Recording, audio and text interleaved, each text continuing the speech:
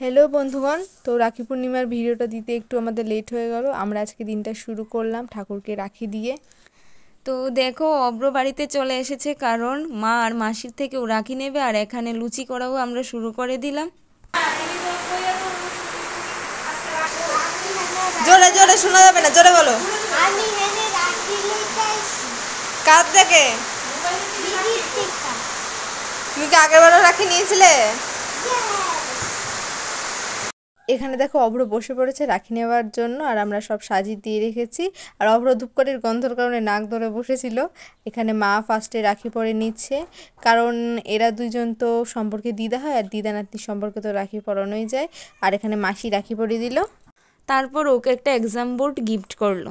তারপর অব্র খেয়ে দিয়ে বাড়ির পথে রওনা দিল। তারপর দেখো সন্ধ্যার সময় আমরা চার লুচি নিয়ে বসে পড়লাম। তারপর খেতে খেতে বর্দার জন্য ওয়েট করছি। তো দেখো বর্দা দোকান থেকে বাড়িতে চলে আসলো। তারপর ওকে আমি রাখি পরিয়ে দিলাম। রাখি পরানোর পর ওকে একটা মিষ্টি খাইয়ে দিলাম। তারপর দেখো ও আমাকে একটা গোটা মিষ্টি খাইয়ে দিল। তারপরে অবশেষে এখন বাজে রাত 11টা। এখন আমরা দুজনে রাখি পরিয়ে দিচ্ছি। তারপরে আর কি আমরা রাখি পরছি, পরে তারপরে মিষ্টি টিষ্টি খেয়েছিলাম, সেটা ক্লিপটা আর নেই।